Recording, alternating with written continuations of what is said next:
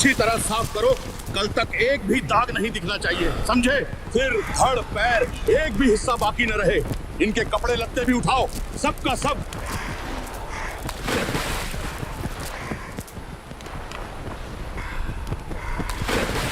कल सूरज चढ़ने से पहले ये पूरा घाट चमकना चाहिए, ऐसा लगे जैसे यहाँ कभी कुछ हुआ ही नहीं।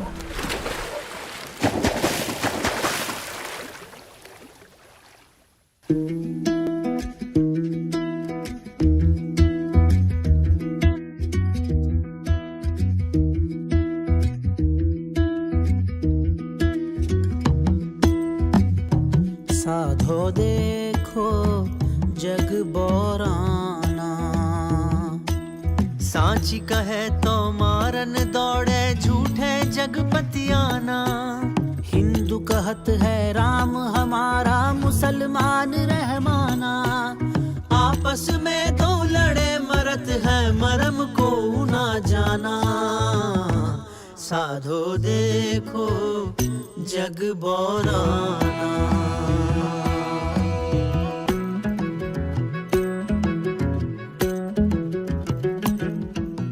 बहुत मिले मोहे नेमी धर्मी, प्रात करे स्नाना। आत्म छोड़ी पत्थर पूजे, तिनका थो था ज्ञाना। आसन मारी डिम्ब धरी बैठे, मन में बहुत गुमाना। पीपर पाथर पूजन लागे, तीरथ बरत भुलाना।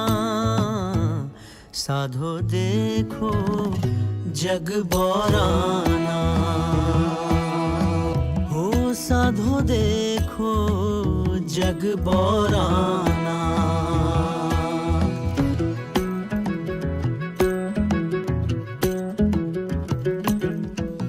बहुत तक देखे पीर औलिया, पढ़े किताब कुराना। करे मुरीद कबर बतलावे, उन्हु खुदा ना जाना। हिंदू की दया मेर तुर्कन की, दोनों घर से भागी। वह कर जिब हवा झटका मारे, आग दो घर लागी। साधो देखो जग बोराना, ओ साधो देखो जग बोराना।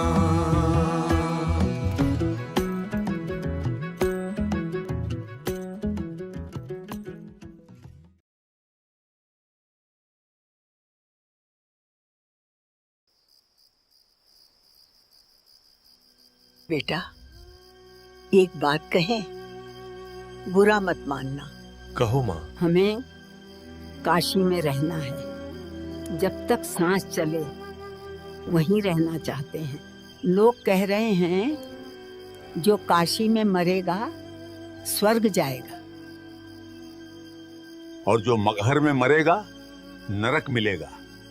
हम बूढ़े हो गए हैं बेटा, पता नहीं कितनी सांसें बाकी हैं। काशी में हमारे लिए कुछ व्यवस्था कर दो। काशी में रहने की व्यवस्था बहुत महंगी पड़ती है। कोशिश करूंगा इंतजाम की, देखता हूँ कैसे हो पाता है। भगवान तेरा भला करे बेटा, बस इतना ही चाहिए हमें। तुम हमारा सहारा हो बेटा। काशी में पंडों ने एक अफवाह फैलाई, यहां मरने वाला स्वर्ग जाएगा और मगहर में मरने वाला नरक भोगेगा। अज्ञान इतना फैला कि हर घर में यही चर्चा होने लगी। हर वृद्ध माँ बाप अपनी औलादों से विनती करने लगे कि हमें काशी में छोड़ दो, वहीं मरना है।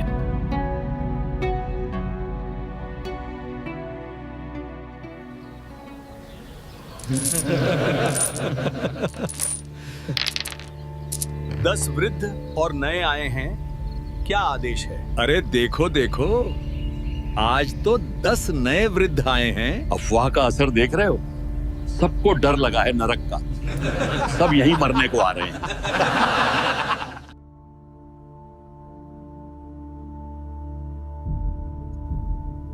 पंडित जी, ये मेरे बुजुर्ग माता पिता हैं। इन पर मेरा बहुत ऋण है। अब ये अपना आगे का समय काशी में ही बिताना चाहते हैं। क्या तुम दक्षिणा लाए हो? हाँ पंडित जी, जितनी आपने मांगी थी उससे थोड़ी अधिक ही है। फिर निश्चिंत रहो, हम इनकी इतनी अच्छी देखभाल करेंगे कि इन्हें घर की याद भी नहीं आएगी। इन्हें हम यजमान नहीं, अपना परिवार मानेंगे। लीजिए पंडित जी, आपकी दक्षिणा। बस खर्चे पानी का ध्यान रखिए हर महीने। धर्म का काम है, रुकना नहीं चाहिए। जी पंडित जी। जैसा आप कहें। अब हम आपकी शरण में हैं।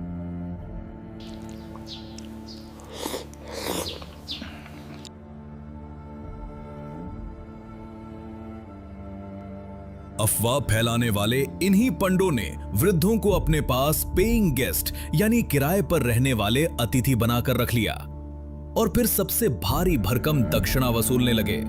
इन मासूम वृद्धों को मोक्ष के नाम पर किराएदारों की तरह कमरों में ठूंस दिया जाता।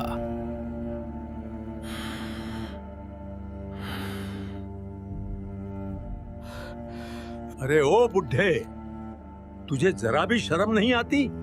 कपड़ों में ही पेशाब कर दिया। क्या मैंने यहाँ कोई दवाखाना खोल रखा है कि तुम्हारी गंदगी साफ करता फिरूं? महाराज, पता ही नहीं चला, शरीर वश में नहीं रहा, गलती हो गई महाराज। पैसे रहने खाने के दिए हैं, गंदगी उठाने के नहीं। अगर अब ऐसा हुआ तो निकाल दूंगा। शांत हो जाइए, इन पर दया कीजिए, ये बहुत बीमार हैं। मैं साफ कर देता हूं। हे भगवान, इन बूढ़ों ने तो जीना हराम कर दिया है, घर को नर्क बना रखा है। सेवा कर रहे हैं तुम्हारी, एहसान मानो, वरना यहां रहने की जगह भी नहीं मिलेगी।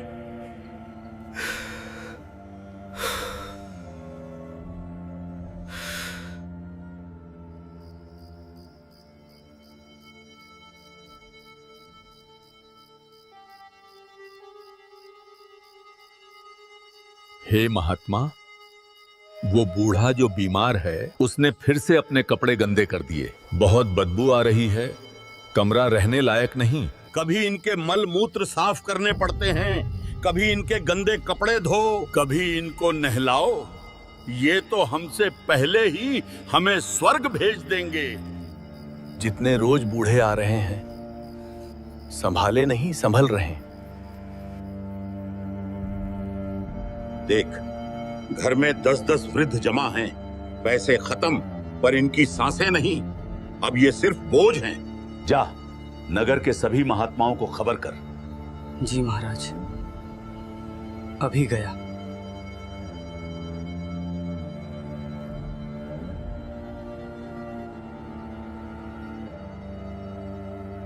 लालच में लिया फैसला अब भारी पड़ने लगा था। ये लालच उनके गले की हड्डी बन गया, न निगली जाए न उगली जाए।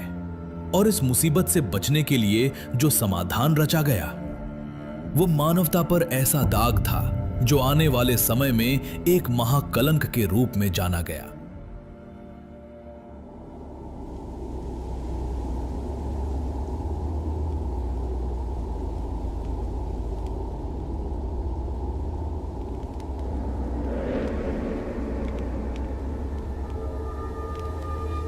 जिधर देखो बस खांसते कराहते बूढ़े ही नजर आते हैं। हमारे घर घर नहीं, धर्मशाला बन चुके हैं। महात्मा जी, अब सोए हुए भी इनका ही ख्याल आता है। ये क्या आफत मोल ले ली हमने। हाँ, सही कहा, थोड़े से लालच में आकर हमने अपना जीना दुश्वार कर लिया। इससे सुखी तो हम पहले ही थे।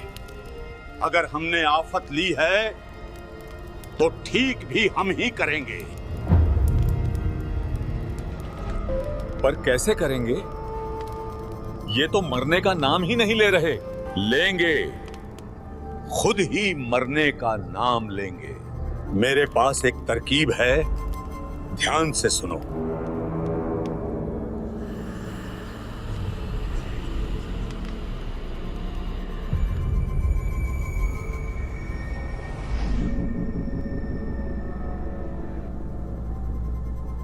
महंत जी, आपने तो सांप भी मार दिया और लाठी भी नहीं टूटने दी। जाएंगे ये स्वर्ग ही, पर रास्ता हम तय करेंगे। कह देंगे ये भगवान का आदेश है। आओ, जितने आना चाहते हो आओ हमारे पास।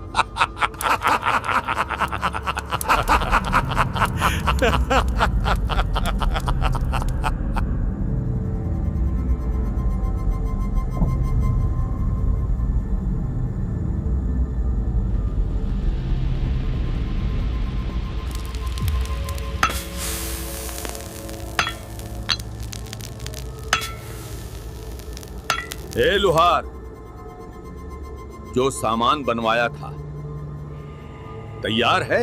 अरे पंडित जी, बिल्कुल तैयार है। जैसा आपने कहा था वैसा ही बनाया है। मजबूत और इतना धारदार कि बस छूते ही काट दे। पर पंडित जी, इतना बड़ा आरा किस काम आएगा? कुछ बड़ा काटने वाले हैं क्या? तू अपना काम कर, ये तेरी मेहनत की कीमत है, रख ले। बाकी आरे से क्या कटेगा ये जानना तेरे काम का नहीं।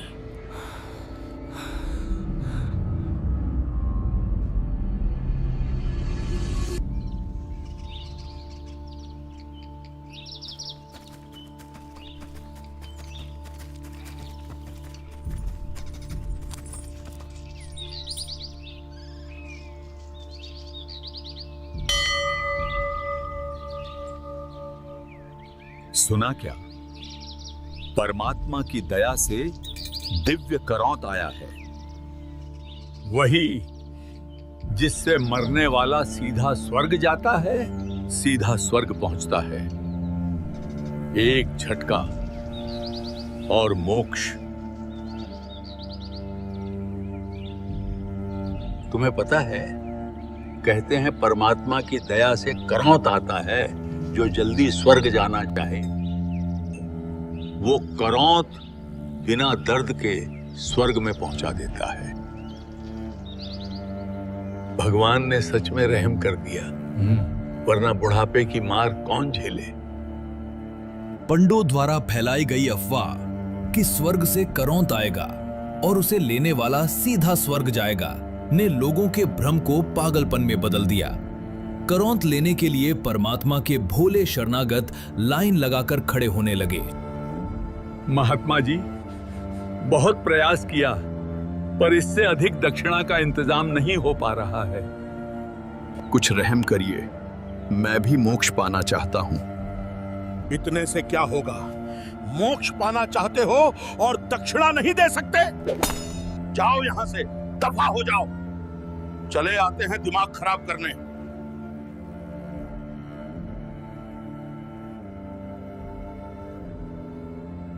पंडित जी, ये लीजिए, पूरी 50 स्वर्ण मुद्राएं हैं, कोई कमी नहीं है। बस मुझे शीघ्र स्वर्ग भेज दो। धन्य हैं आप सेठ जी। स्वर्ग के द्वार तो आप जैसे धर्मात्माओं के लिए ही बने हैं। आपका कल्याण निश्चित है। आप आगे जाएं। वहां भीतर मुख्य महात्मा जी खड़े हैं। वे आपकी मुक्ति की प्रतीक्षा कर रहे हैं। बस उस गुफा में नीचे चले जाओ, मोक्ष का द्वार वहीं है।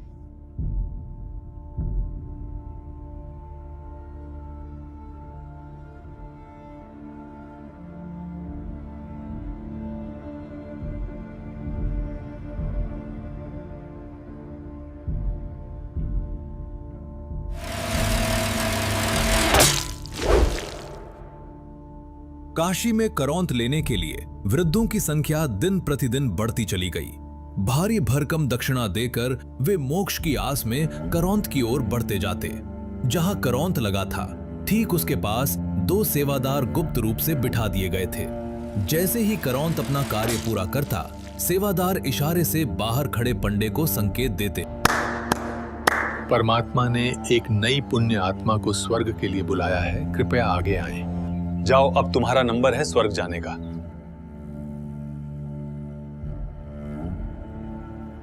यदि किसी कारण करौंत अटक जाता और अपना कार्य पूरा नहीं कर पाता तो सेवादार फिर से इशारा करते।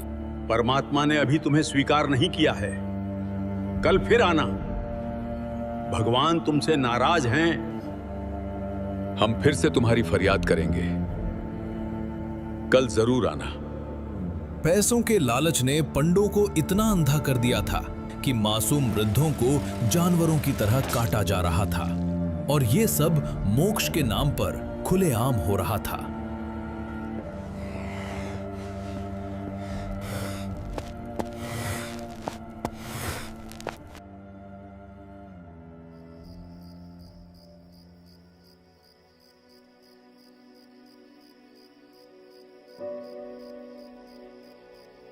बाबूजी, कुछ बात हुई है क्या? काफी परेशान से लग रहे हो।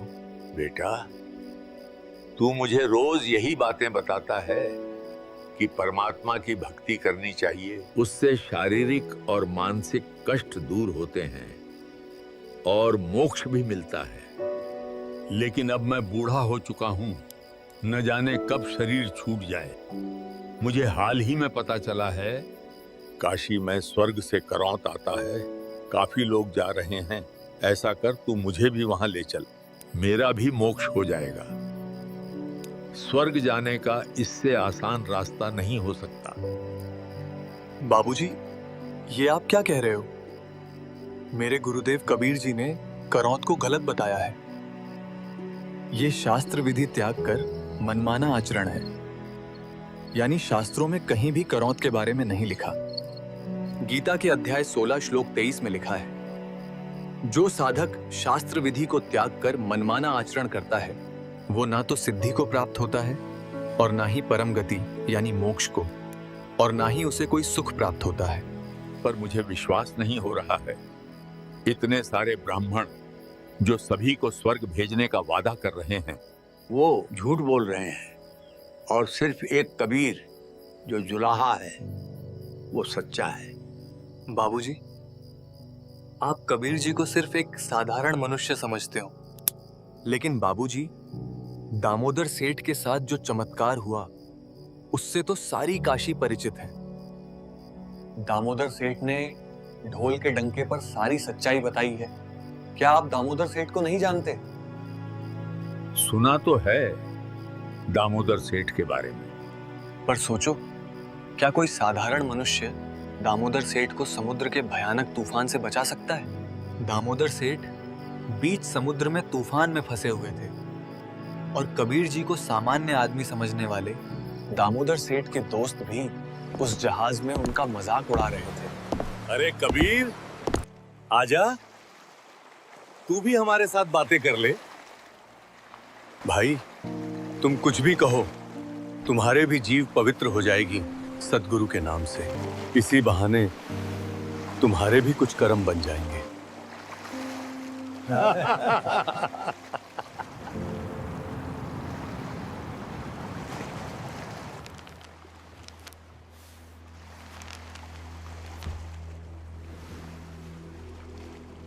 अरे दामोदर, ये क्या कर रहा है?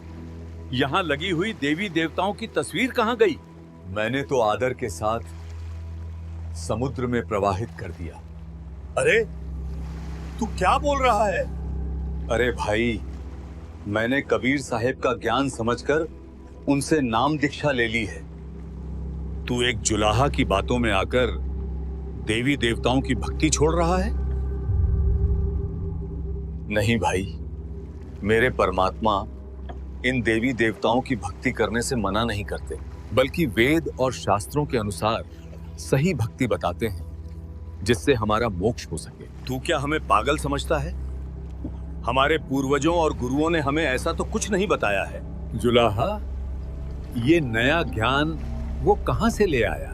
अगर तू इन देवी देवताओं की भक्ति छोड़ेगा तो तेरा नाश हो जाएगा। भाई, मेरे साथ जो भी हो, मैं अपनी क्रिया करता रहूंगा और तुम अपनी क्रिया करो।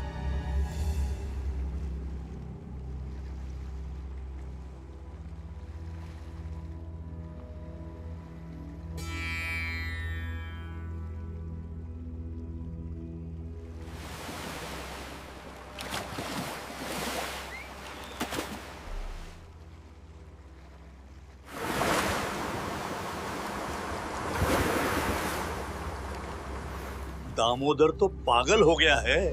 उसने एक जुलाहे की बातों में आकर भगवान को छोड़ दिया है। देखना, इसके साथ बहुत बुरा होगा।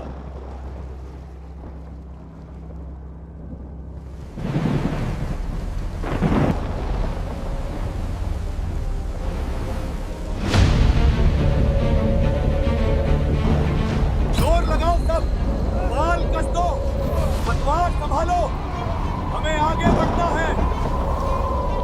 बचाओ बचाओ, लहर आ रही है। संभालो। सेठ जी, आगे भयानक तूफान है, अब कोई नहीं बचेगा।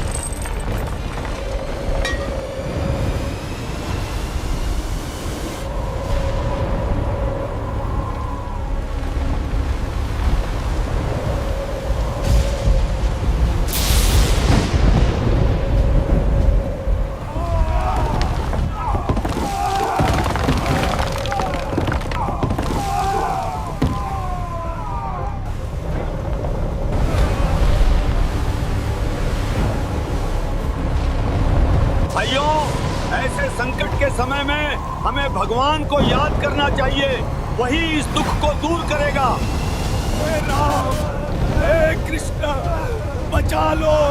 हे बजरंगबली, आप तो संकट मोचन हैं, हमारी रक्षा करो, हम सब बच जाएंगे। हे भोलेनाथ, आपकी प्रचंड शक्ति के सामने तो समुंदर भी नतमस्तक होता है।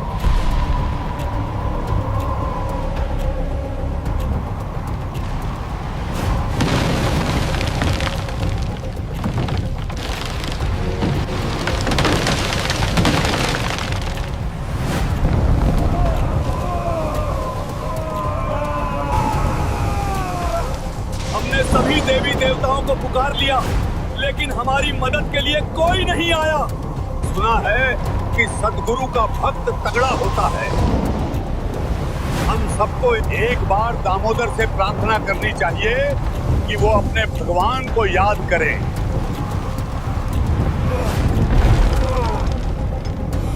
भाई दामोदर, तुम अपने कबीर जी से प्रार्थना करो, हमारा जहाज डूबने वाला है। भाई, मैं क्या प्रार्थना करूं? मेरा भगवान तो एक गरीब सा जुलाहा है। आपके तो ऐसे ऐसे भगवान हैं जिन्होंने पहाड़ तक उठा रखा है। आप ही प्रार्थना करो, अगर आप बच गए तो मैं भी बच जाऊंगा। सद्गुरु का भक्त तगड़ा होता है, इसलिए तुम एक बार प्रार्थना कर लो।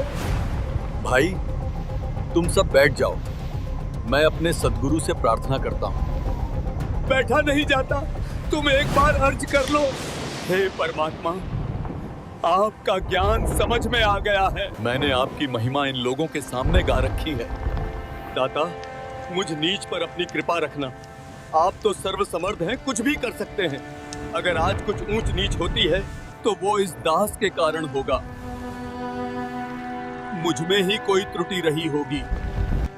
परमात्मा, आपकी बेइज्जती का कारण ये दास ही बनेगा।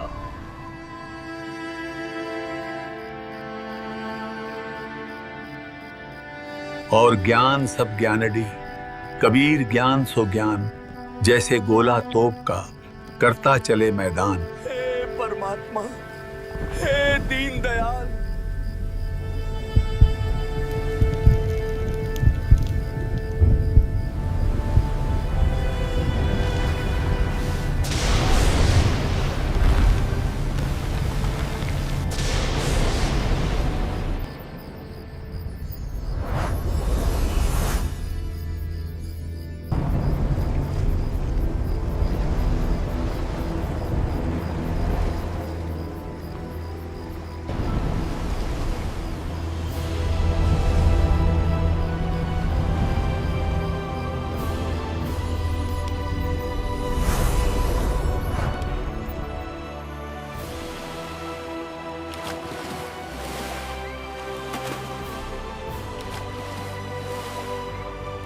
उठो दामोदर, पूर्ण सद्गुरु ने तुम्हारी प्रार्थना स्वीकार कर ली है।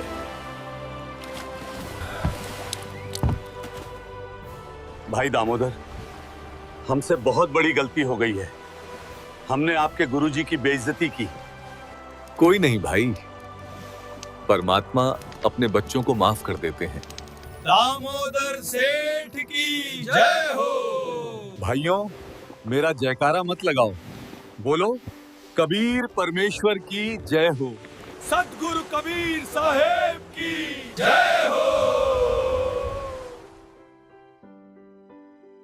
धन धन सतगुरु सत कबीर भगत की पीड़ मिटाने वाले। धन धन सतगुरु सत कबीर भगत की पीड़ मिटाने वाले भगत की पीड़ मिटाने वाले भगत की पीड़ मिटाने वाले। धन धन सतगुरु सत कबीर भगत की।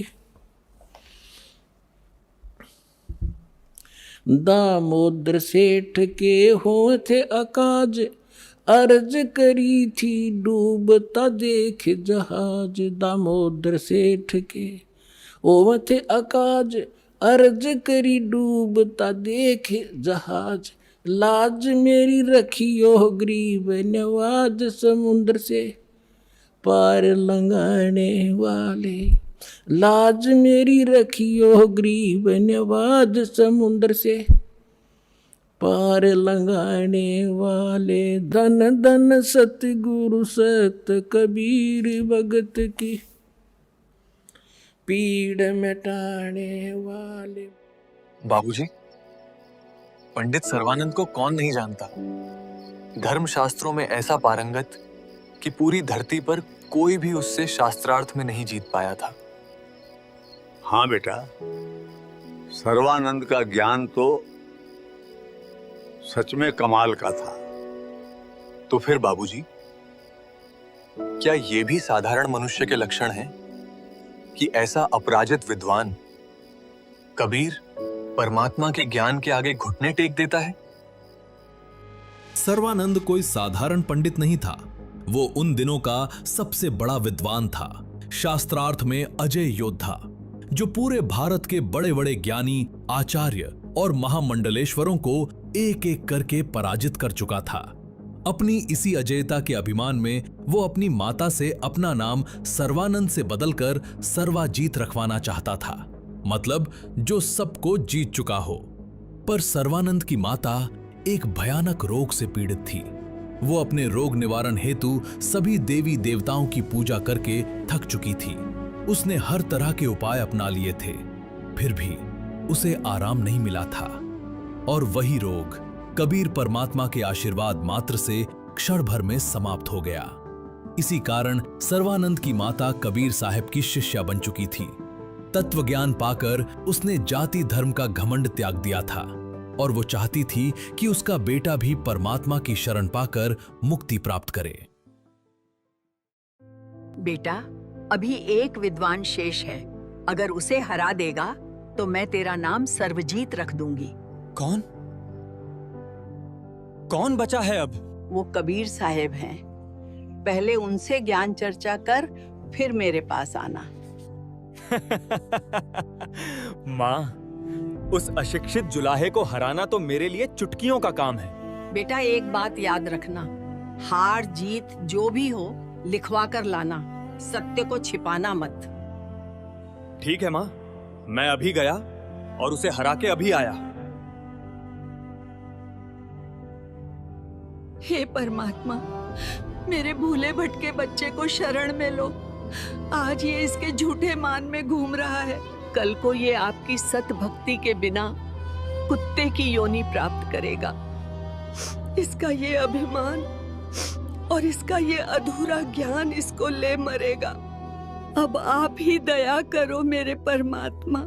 अपने नाम को सर्वजीत रखवाने की लालसा को लेकर सर्वानंद कबीर साहब से शास्त्रार्थ करना चाहता था, पर उसे ये अंदाजा नहीं था कि जिससे वो भिड़ने जा रहा है वो कोई साधारण मनुष्य नहीं, बल्कि स्वयं पूर्ण परमात्मा है।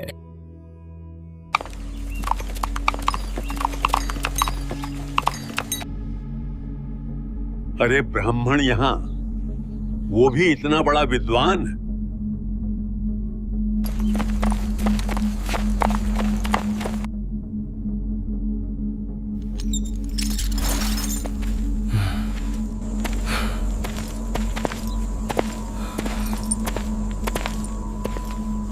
पानी,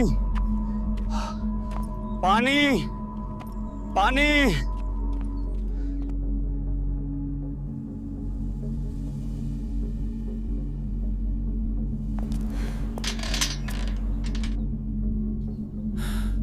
बेटी, बहुत प्यास लगी है, जरा पानी पिला दे। ये लीजिए पंडित जी, अपना करमंडल आगे कीजिए।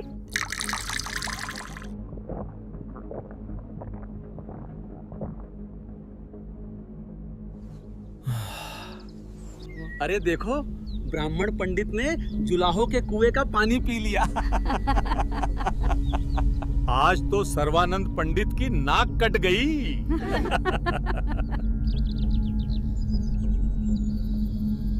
मैंने जुलाहों के कुएं का पानी पी लिया। उस समय एक ब्राह्मण का जुलाहों के कुएं का पानी पीना अपमान माना जाता था, पर प्यास ने सर्वानंद की सारी मर्यादा तोड़ दी। ए लड़की, ये कुआं किस जाति का है? पंडित जी, जुलाहो की कॉलोनी में तो जुलाहो का कुआं ही मिलेगा, ब्राह्मणों वाला तो मिलने से रहा। तूने मुझे पहले बताया क्यों नहीं कि ये जुलाहो का है? पंडित जी, ये तो तुम्हें तब पूछना चाहिए था जब तुम्हारी जान पानी पीने से पहले हलक में अटकी पड़ी थी। तब तो ए बेटी पानी पिला दे, ए बेटी पानी पिला दे, और अब जाति देखने लगे। ए लड़की, बहुत चबड़ चबड़ करती है, ज्यादा मत बोल। चल बता, ये कबीर कहाँ रहता है? कबीर का घर शिखर में, जहाँ शलैली गैल, पाँव न टिके पपील के, तू पंडित लाद रहा बैल। साफ साफ बोल लड़की, बताती क्यों नहीं? आजा पंडित मेरे पीछे पीछे, घर दिखा देती हूँ परमात्मा कबीर जी का।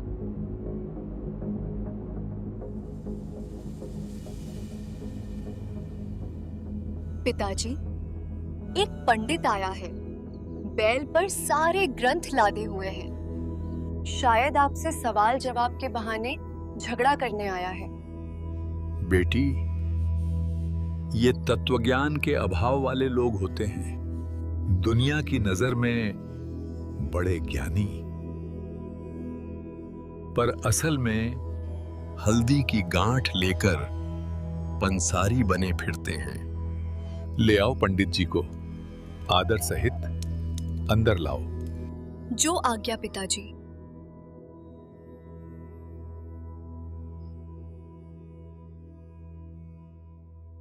पंडित जी आइए, पिताजी बुला रहे हैं। अभी नहीं, पहले ये लोटा पानी से भर दें। अभी भरती हूँ।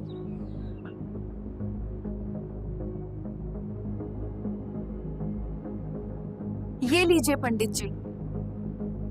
इस लोटे को पूरा ऊपर तक पानी से भर दें, ठीक है ना?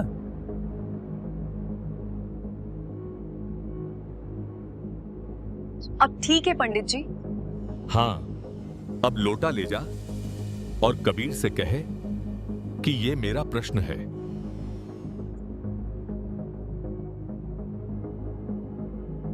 पिताजी, पंडित जी ने ये लोटा भेजा है, कहते हैं यही उनका प्रश्न है।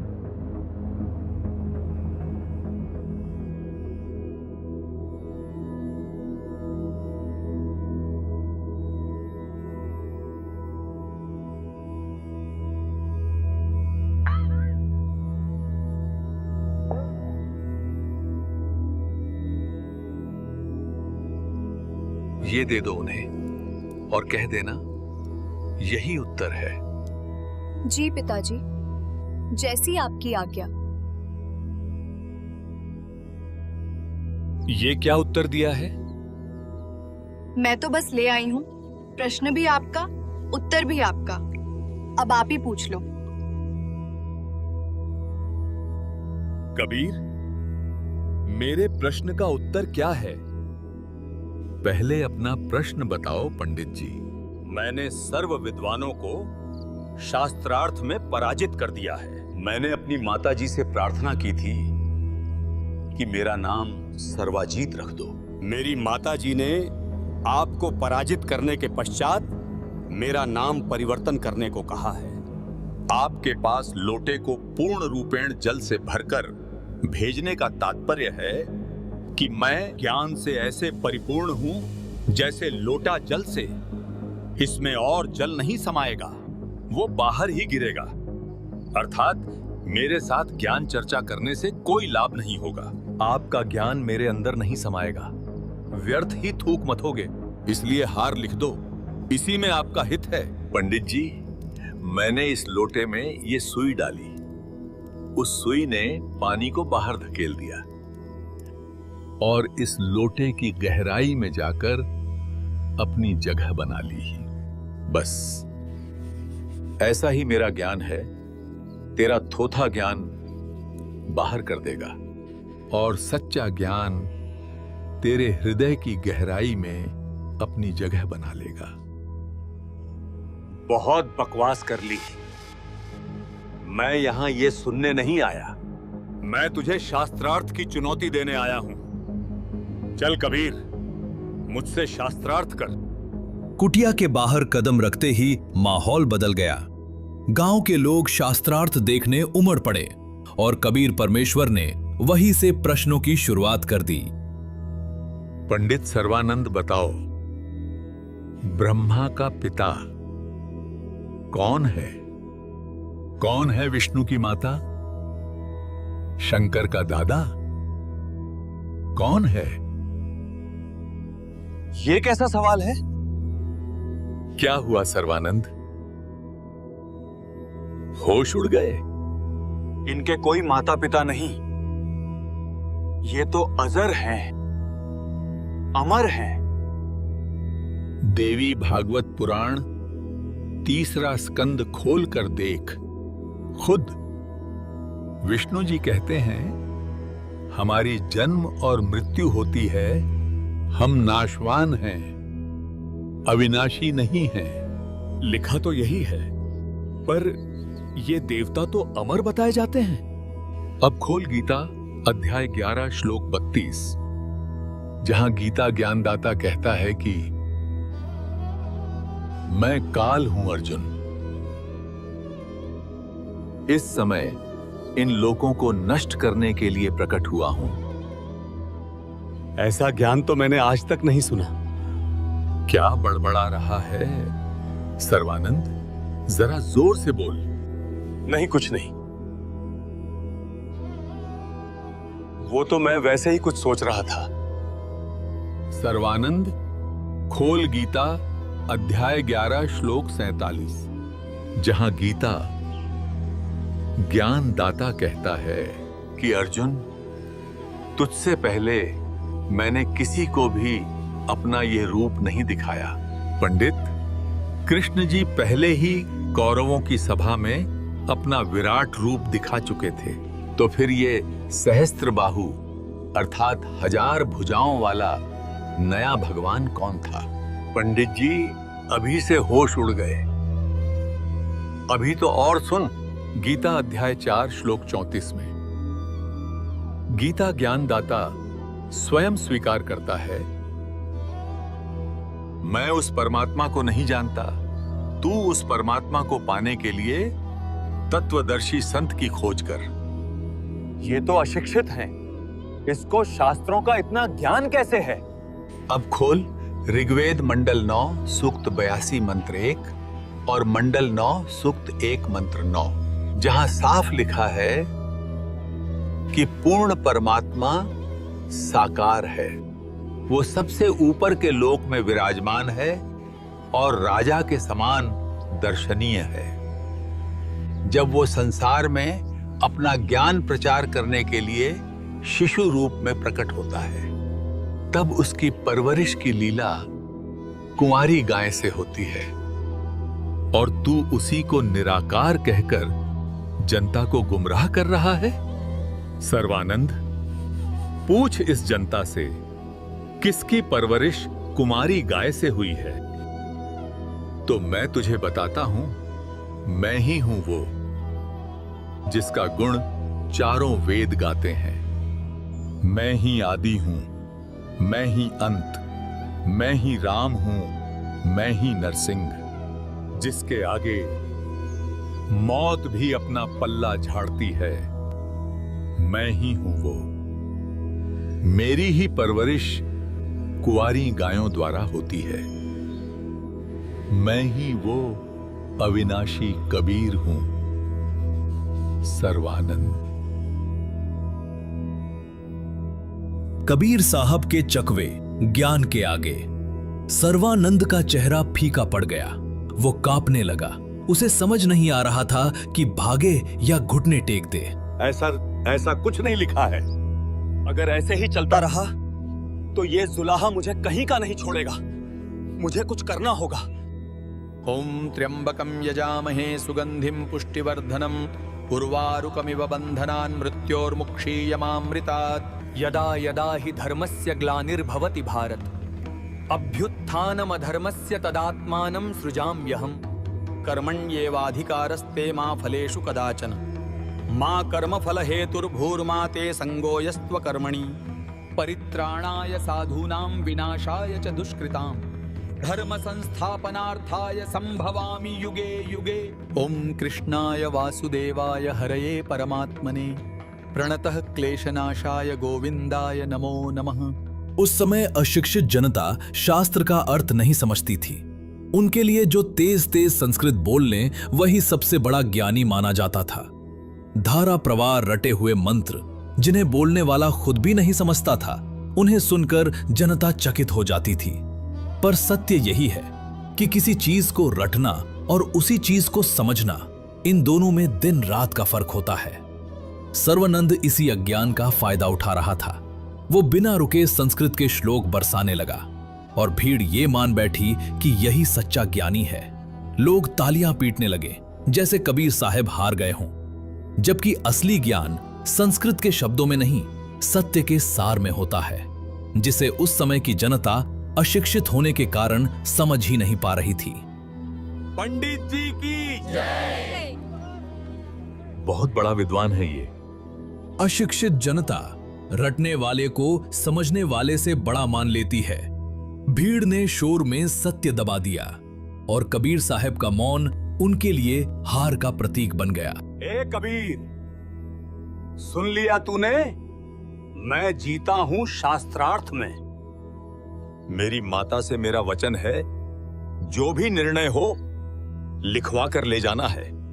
तो अब तू लिख, कबीर हार गया और सर्वानंद जीत गया। पंडित, मैं तो अशिक्षित हूं। तू ही लिख ले जो लिखना चाहता है। मैं तो बस अंगूठा लगा के दे दूंगा।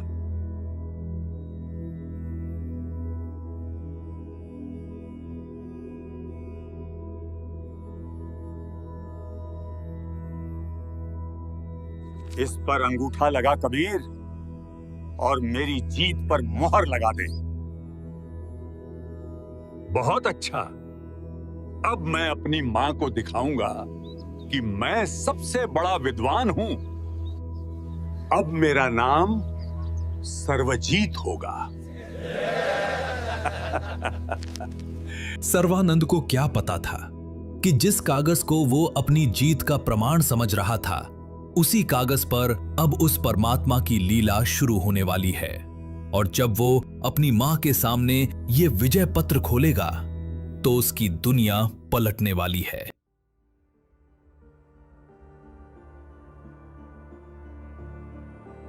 माताजी, माताजी।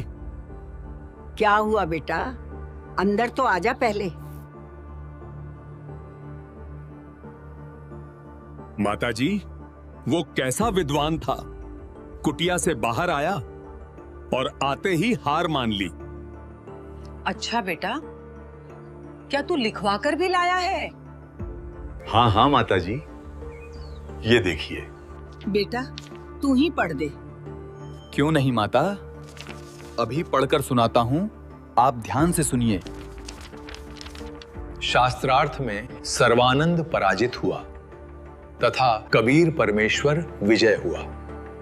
वो कागज जिसे सर्वानंद अपनी जीत का प्रमाण समझकर लाया था, वो अब कबीर परमात्मा की अलौकिक लीला का दर्पण बन चुका था। बेटा, तू तो कह रहा था कि तू जीत कर आया है, लेकिन ये कागज कुछ और ही कह रहा है। माता, शायद मैं कई दिनों से थका हुआ हूँ।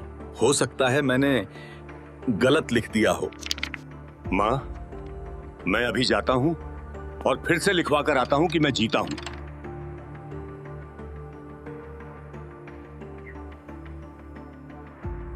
कबीर, मुझसे लिखने में गलती हो गई थी, इसलिए मैंने दोबारा सही से लिखा है। अब तू फिर से अंगूठा लगा दे।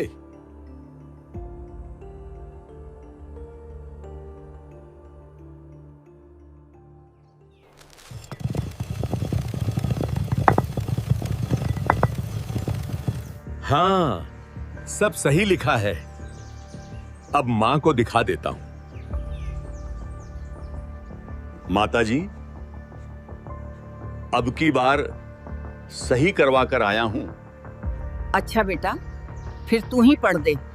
क्यों नहीं माता जी, अब की बार तो शास्त्रार्थ में सर्वानंद पराजित हुआ तथा कबीर परमेश्वर विजय हुआ।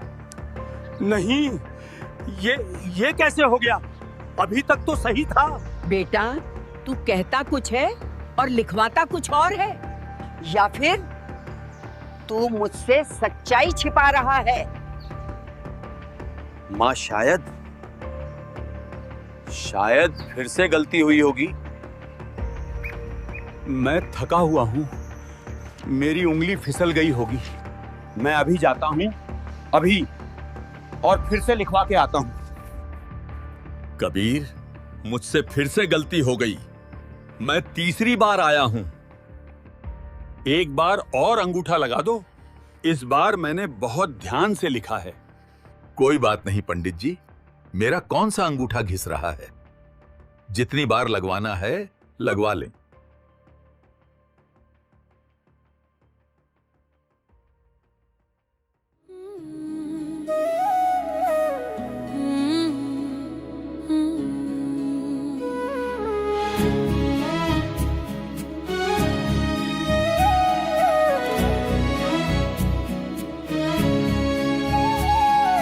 डगर है मुश्किल कठिन सफर है, मगर मुसाफिर जगह नहीं है।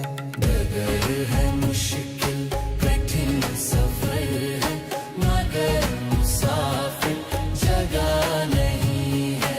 डगर है मुश्किल कठिन सफर है, मगर मुसाफिर जगह नहीं है।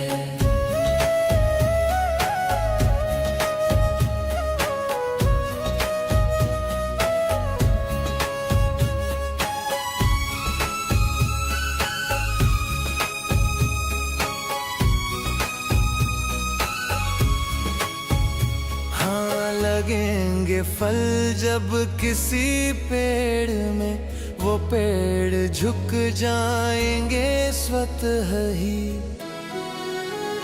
हाँ, लगेंगे फल जब किसी पेड़ में, वो पेड़ झुक जाएंगे स्वतः ही। अकड़ तने की बता रही है, अकड़ तने की बता रही है, अभी फल इसमें लगा नहीं है। डगर है मुश्किल कठिन सफर है, मगर मुसाफिर जगह नहीं है।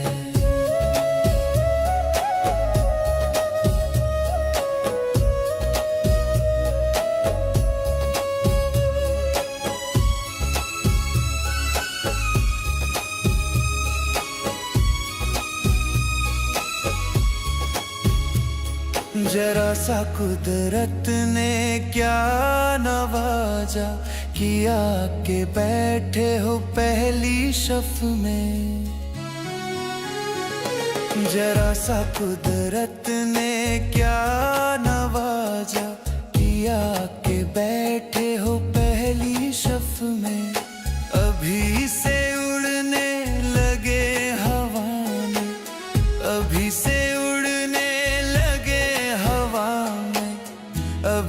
शोहरत नई नई है, डगर है मुश्किल कठिन सफर है, मगर मुसाफिर जगह नहीं है। डगर है मुश्किल कठिन सफर है, मगर मुसाफिर जगह नहीं है। इस बार मैं आंख नहीं हटाऊंगा। पता नहीं माँ के पास पहुंचते ही अक्षर क्यों बदलते हैं। सत्य ने हार नहीं मानी थी, लेकिन सर्वानंद अभी तक लड़ाई को अपनी हार जीत का खेल समझ रहा था। आ गया बेटा, इस बार सब ठीक कर लाया ना?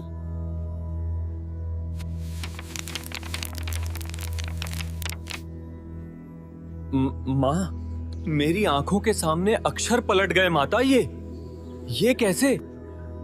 बेटा, क्या अब तुझे समझ आया? तू ये नहीं समझ पा रहा था कि तू किसी साधारण मनुष्य से नहीं लड़ रहा, उससे लड़ रहा था जिसने ये संसार रचा है। ये सब तेरी गलती नहीं, तेरे अहंकार का अंधेरा था। माँ, मैं क्या करूं? मुझे कुछ समझ नहीं आ रहा। बेटा, वो कोई साधारण जुलाहा नहीं, वो तो साक्षात पूर्ण परमात्मा है। चल उनके पास चल, माफी मांग और उनके चरणों में बैठकर नाम दीक्षा ले ले। तेरा कल्याण हो जाएगा, तेरा अहंकार भी मिट जाएगा और तेरा जीवन भी सुधर जाएगा। माँ, मैं तो बहुत ही नीच हूँ। जो कबीर जी ने कहा वो सब शास्त्रों में लिखा है और मैंने अहंकार के कारण उनकी बात नहीं मानी। बेटा, तू मेरा एक लौता पुत्र है। मेरी आत्मा कह रही है, अगर तूने नाम दीक्षा नहीं ली तो कुत्ते की योनि में जाएगा और कष्ट सहेगा।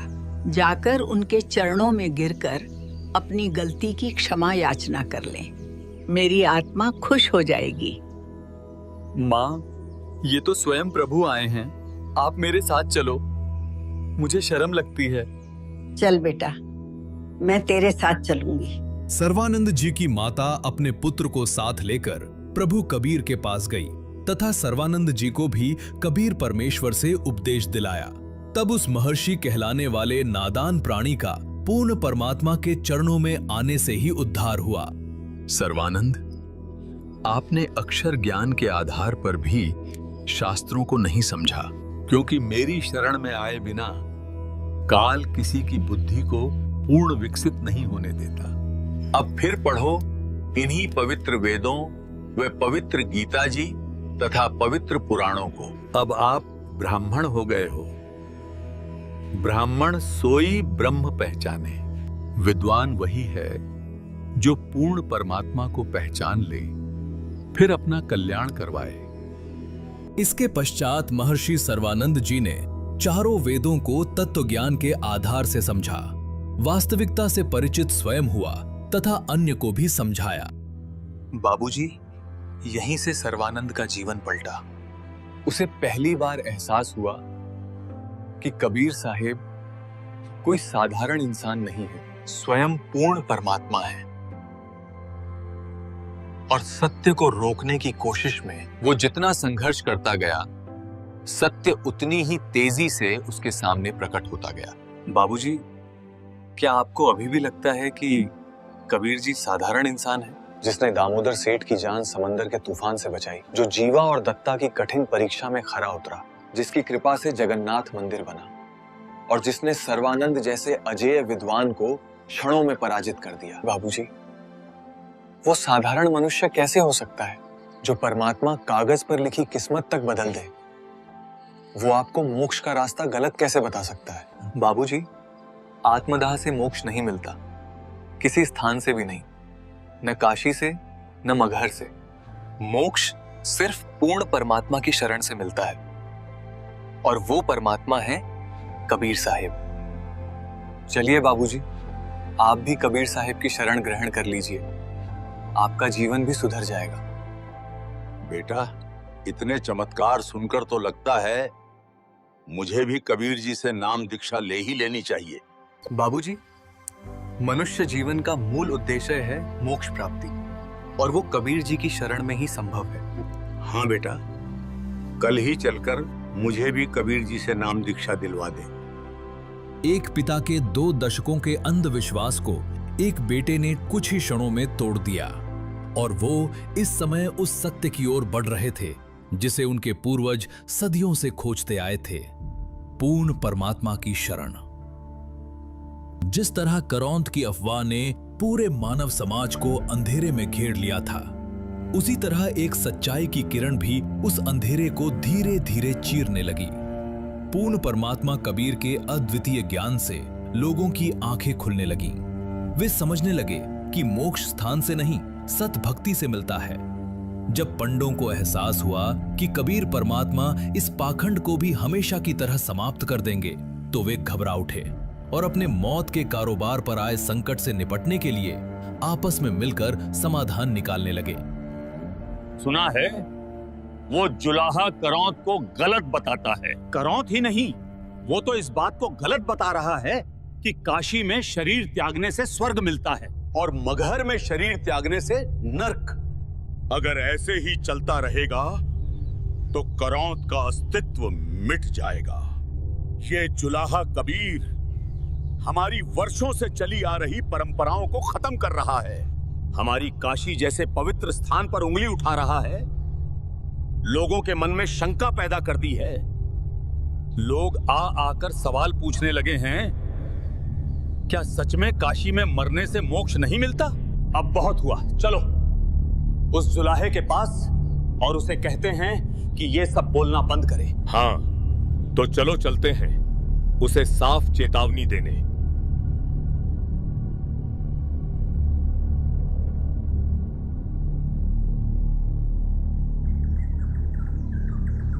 कर्म करने वाला चाहे कहीं भी हो, यदि वो मर्यादा में रहकर सतभक्ति करे तो वो सतलोक ही जाएगा। जो मनमाना आचरण करता है, शास्त्र विरुद्ध साधना करता है, वो चाहे काशी में मरे फिर भी नरक से नहीं बच सकता। सत्य भक्ति से ही मोक्ष मिलता है। स्थान का इसमें कोई महत्व नहीं। तू गलत बात फैला रहा है। ये वर्षों से चली आ रही मान्यता है कि काशी में शरीर त्यागने वाला स्वर्ग जाता है और मगहर में मरने वाला नरक जाता है। महात्मा जी, क्या ये बात हमारे शास्त्रों में कहीं लिखी है? कबीर, जरूरी नहीं कि हर बात शास्त्रों में हो। कुछ मान्यताएं भी होती हैं, उन्हें यूं ही ठुकराया नहीं जा सकता। ये जुलाहा कबीर मुसलमान होकर हमें हमारी सनातन परंपरा सिखाएगा, और अगर तुझे लगता है कि हमारी मान्यता गलत है तो साबित कर। ठीक है महात्मा जी, सबको बता दो, मैं मगहर में शरीर त्यागूंगा, और मैं न केवल स्वर्ग बल्कि स्वर्ग से भी ऊपर अपने परम धाम सतलोक जाऊंगा। और महात्मा जी, एक निवेदन है। कौन सा निवेदन? आप अपने सभी साथियों को मगहर बुलाइए, और जब मैं अपना शरीर त्यागूंगा तब आप अपनी विद्या के अनुसार दिखाइएगा कि मैं कहां गया हूं। अगर आपको अपनी मान्यता सही लगती है तो आपके अनुसार मैं नरक जाऊंगा, और अगर सत्य मेरी बात में है तो संसार देख लेगा। मोक्ष स्थान से नहीं बल्कि सतभक्ति से मिलता है। कबीर परमात्मा के इस एक वचन ने पूरे प्रदेश में हलचल मचा दी। मान्यता का किला, जिसे पंडितों ने सदियों से खड़ा कर रखा था, एक ही क्षण में कांप उठा। ये खबर अग्नि की लपटों की तरह गांव-गांव फैल गई। सुना है कबीर जी वर्षों पुरानी मान्यता को खत्म करने मगहर जा रहे हैं अपना शरीर त्यागने। हर गली, हर चौपाल, हर घाट बस एक ही चर्चा गूंजने लगी।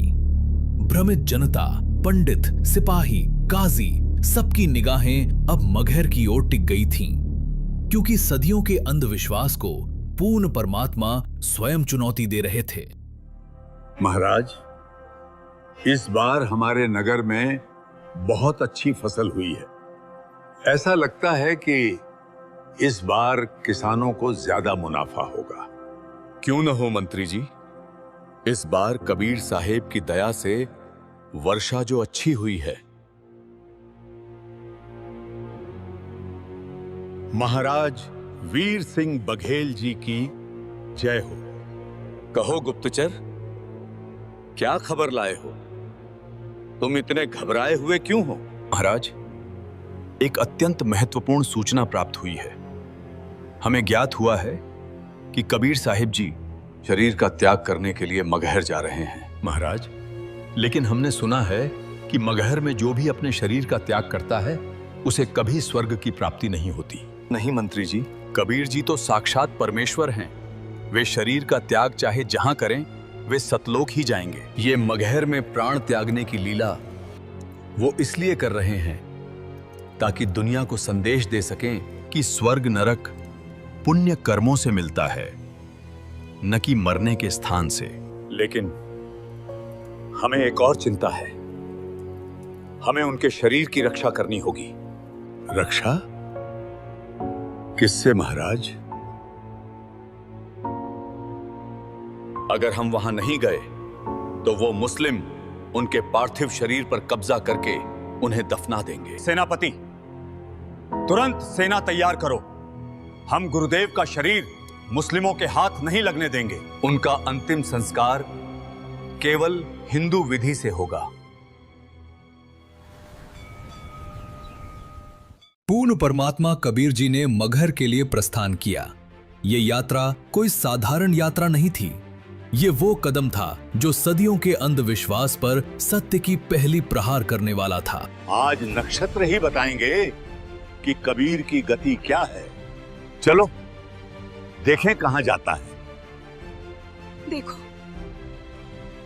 परमात्मा जा रहे हैं, हमें भी साथ में चलना चाहिए। अगर कबीर परमात्मा सच में स्वर्ग चले गए तो वर्षों की परंपरा झूठी साबित हो जाएगी। कबीर परमात्मा ने हमेशा पाखंडवाद पर चोट करी है।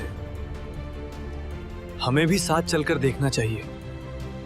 काशी से मगहर तक की दूरी लगभग 180 किलोमीटर थी और ये दूरी कबीर परमात्मा अपने लीलामयी 120 वर्षीय शरीर से पैदल तय करने वाले थे।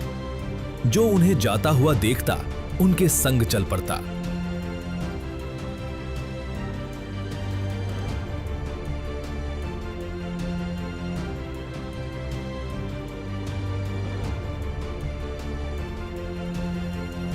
यहां से हम पैदल चलेंगे गुरुदेव के साथ।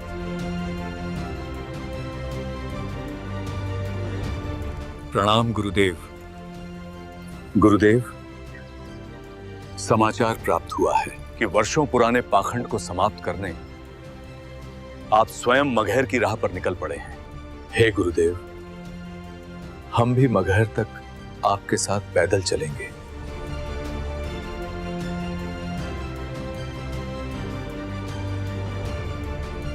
ये यात्रा सिर्फ काशी से मगहर का सफर नहीं थी, ये सत्य की ओर मानवता का कदम था। परमात्मा आगे आगे, हजारों लोग पीछे पीछे और उनके साथ साथ पंडित, काजी सभी एक ही राह पर, एक ही उद्देश्य से सत्य का प्रत्यक्ष दर्शन करने साथ में चले। की नाम अगर पियाना सतगुरु की नाम अगर पियाना सतगुरु की नाम अगर पियाना हो, दोनों दिन चले संग जाके हिंदू मुसलमाना हो, दोनों दिन चले संग जाके हिंदू मुसलमाना हो। की नाम अगर पियाना सतगुरु की नाम अगर पियाना सतगुरु की नाम अगर पियाना हो, दोनों दिन चले संग जाके हिंदू मुसलमान हो, दोनों दिन चले संग जाके हिंदू मुसलमान हो। मुक्ति खेत को छोड़ चले हैं। जिस काशी को नौकरा करते हैं ना, या मुक्त होता इस क्षेत्र में, परमात्मा कहे तुम्हारी मुक्ति वाले क्षेत्र ने तुम ही रखो। हम तो वहाँ से मोक्ष प्राप्त करके दिखाएंगे जहाँ तुम कहते हो गधा बनता है। भाई मुक्ति खेत को छाड़ चले हैं, वो तज काशी अस्थाना हो। मुक्ति खेत को छाड़ चले हैं, तज काशी अस्थाना हो। साहसिक अंदर कदम लेत है, साहसिक अंदर कदम लेत है, बादशाही सुल्ताना हो। दोनों दीन चले संग जाके, हिंदू मुसलमान हो। दोनों दीन चले संग जाके, हिंदू मुसलमान हो। चार वेद के वक्ता संग है, वो खोजी बड़े बयाना हो। चार वेद के वक्ता संग है, वो खोजी बड़े बयाना हो। सालग राम सुरत से सेवे, सालग राम सुरत से सेवे, वो ज्ञान समुद्र दाना हो। दोनों दीन चले संग जाके, हिंदू मुसलमान हो। दोनों दीन चले संग जाके, हिंदू मुसलमान हो। सठ दर्शन जाके संग चाले, सठ दर्शन जाके संग चाले, वह गावत बाणी नाना हो। अपना अपना इष्ट संभाले, अपना अपना इष्ट बनावे, वो बाचे पोथी पाना हो। दोनों दीन चले संग जाके, हिंदू मुसलमान हो। खान साहब, पीर कबीर जी मगहर आ रहे हैं अपना जिस्म छोड़ने के लिए। क्या?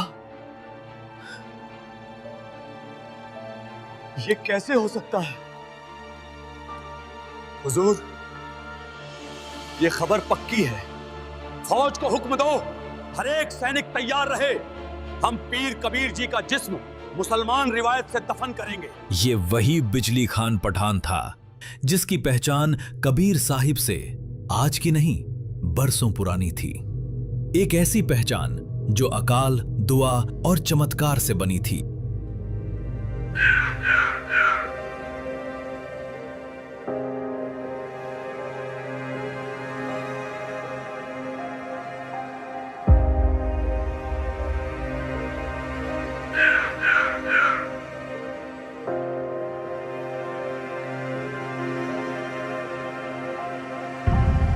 मगहर का नवाब बिजली खान, जिसकी धरती पर लंबे समय से एक बूंद बारिश तक नहीं गिरी थी। अकाल, भूख और मौत हर तरफ उसी की परछाई थी।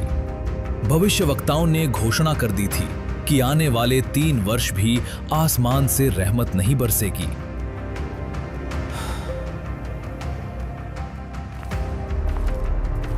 खान साहिब, पता चला है कि काशी में एक अल्लाह स्वरूप फकीर रहते हैं जिनका नाम कबीर है।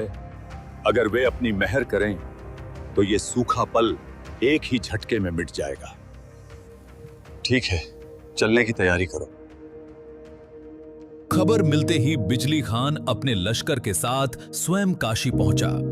उसने कबीर साहिब के समक्ष अपना दर्द रखा और विनती की। क्या हुआ बादशाह? मुझ गरीब से ऐसा क्या हो सकता है? हमने सुना है कि आप सभी धर्मों को समान मानकर सच्ची इबादत का मार्ग दिखाते हैं, और आपने अनेक चमत्कार किए हैं। हमारे नगर मगहर में त्राही त्राही मची हुई है।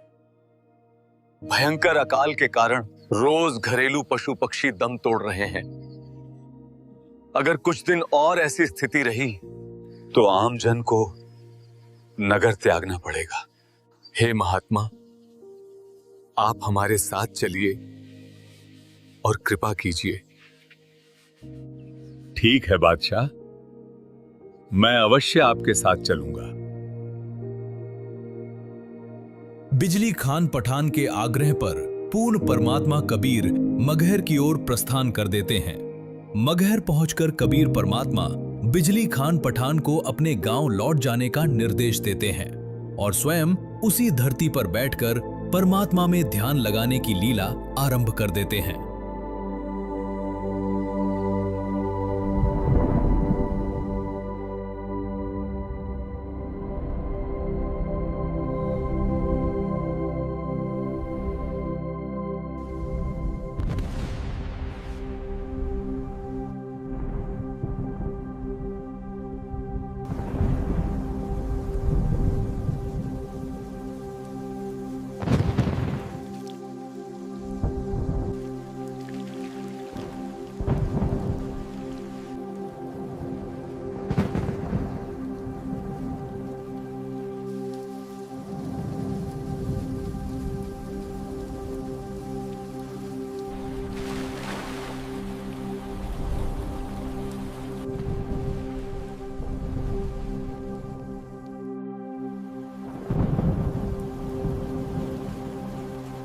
जिस धरती पर लंबे समय से बादल नहीं ठहरे थे, वहां कबीर परमात्मा की रहमत मात्र से आसमान बदल गया। घनघोर वर्षा होने लगती है। वर्षा देखकर तो ऐसा प्रतीत हो रहा है जैसे खुद अल्लाह ने हुक्म दिया हो। सूखे कुएं भर गए, तालाब फिर से जीवित हो उठे, खेतों ने सांस ली और उसी क्षण बिजली खान पठान ने समझ लिया, ये कोई साधारण संत नहीं, ये अल्लाह स्वरूप हैं। वो उसी दिन कबीर परमात्मा का शिष्य बन गया।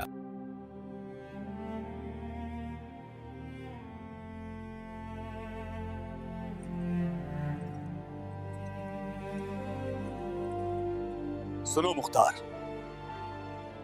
लगता है वीरदेव बघेल को भी खबर पहुंच चुकी है कि पीर कबीर जी मगहर में अपनी रूह को जिस्म से आजाद करने वाले हैं।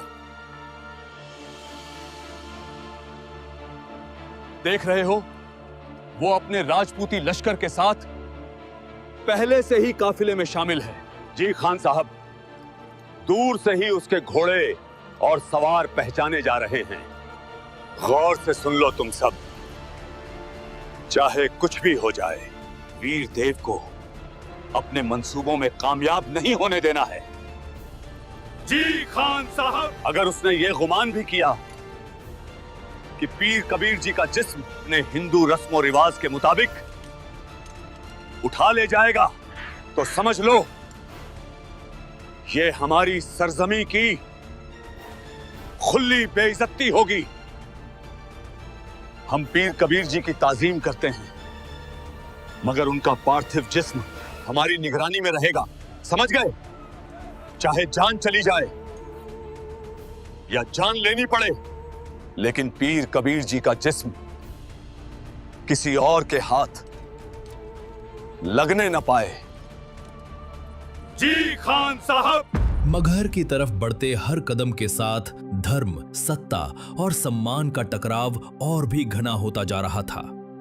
हिंदू काशी नरेश वीरदेव सिंह और मुस्लिम मगहर नवाब बिजली खान पठान दोनों कबीर परमात्मा को अपने अपने तरीके से अंतिम संस्कार करना चाहते थे, पर किसी को अंदाजा नहीं था कि परमात्मा की लीला न किसी रिवाज से बंधी है, न किसी मजहब से। पीर जी, हमें आपके आने का मकसद मालूम हुआ। बिजली खान आपकी क्या खिदमत कर सकता है? मैं अपना शरीर त्याग करने से पहले स्नान करना चाहता हूं। जो हुक्म। पीर जी, मैं अभी आपके नहाने का पूरा इंतजाम करवा देता हूं। नहीं, मैं किसी बहते दरिया में स्नान करूंगा। पीर जी, यहां पहले एक दरिया बहता था, आमी नदी। शंकर भगवान के श्राप के कारण अब उसका पानी सूख चुका है। पीर जी, यहां चलते पानी का इंतजाम नामुमकिन है। चलो, दिखाओ मुझे वो आमी नदी कहां है। जी पीर जी, चलिए।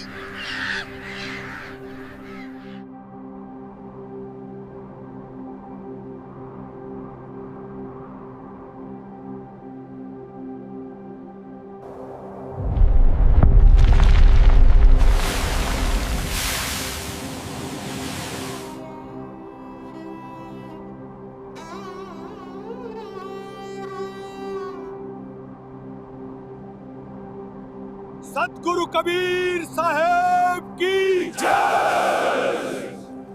आमी नदी, जो वर्षों से एक किस्सा बन चुकी थी, आज उसी नदी ने पूर्ण परमात्मा के इशारे से फिर से जन्म लिया। और मगहर की धरती ने जाना कि जो नदी को जगा दे, वो किसी मजहब, किसी परंपरा का बंधा हुआ संत नहीं, स्वयं पूर्ण परमात्मा होता है। सतगुरु कबीर साहब की जय। वर्षों से श्राप के कारण सूखी पड़ी नदी को अपनी दिव्य शक्ति से पुनः प्रकट कर देते हैं और फिर उसी प्रवाहित जल में स्नान करने के लिए प्रस्थान करते हैं।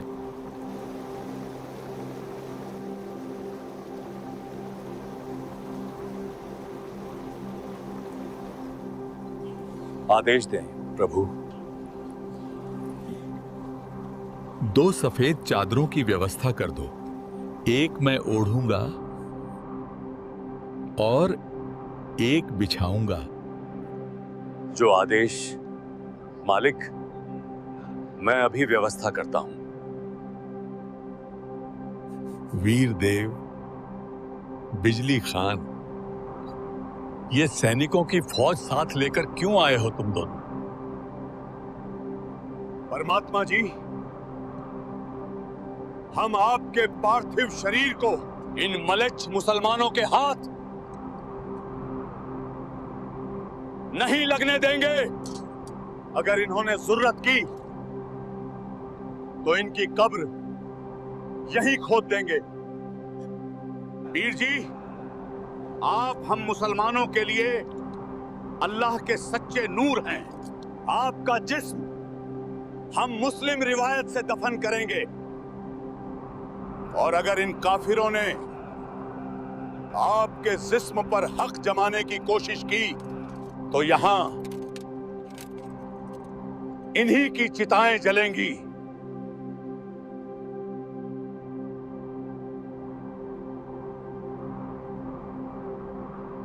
वीर देव, बिजली खान, इतना समय मेरे साथ रहकर अब भी तुमने ये नहीं सीखा?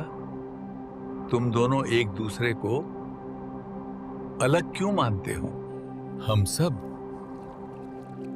एक ही परमात्मा की संतान है, चाहे तुम उसे अल्लाह कहो या राम।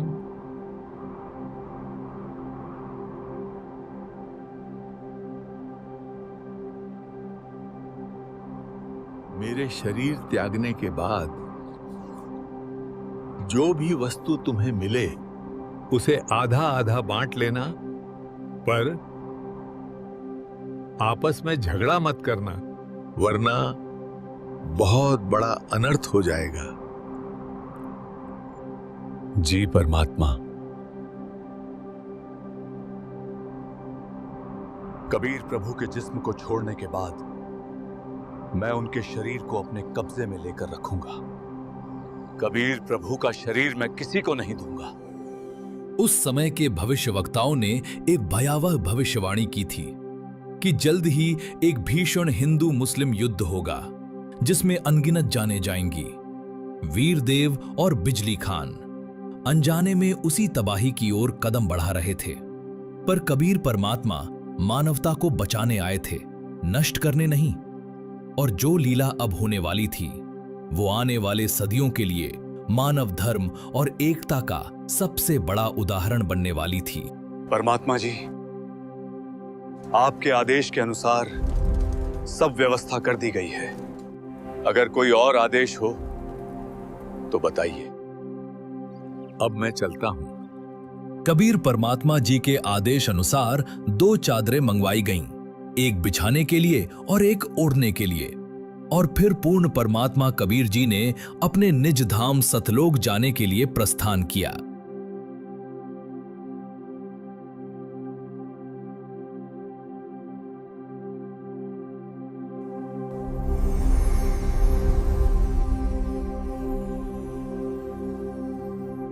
हे पंडितों, हे काजियों, मैं चल पड़ा हूं स्वर्ग से भी अनेक कोस ऊपर अपने सतलोक। अब अपनी अपनी पोथियां खोलो और देखो तुम्हारे शास्त्र क्या कहते हैं, मैं कहां गया हूं।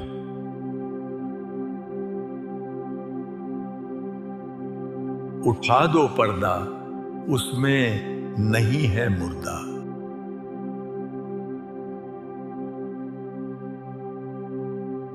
स्वयं परमात्मा थे।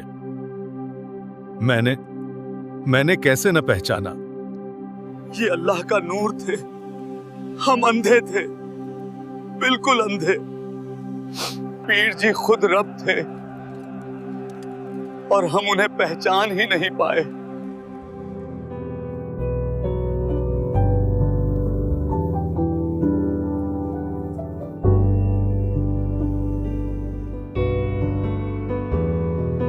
जिस दिन तू बिसरे निकल जाए मेरी जान, जिस दिन तू बिसरे निकल जाए मेरी जान।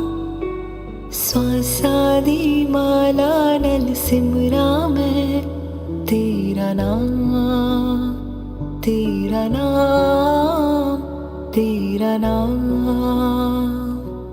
स्वासादी माला नल सिमरा मैं तेरा नाम, तेरा नाम, तेरा नाम, तेरा नाम।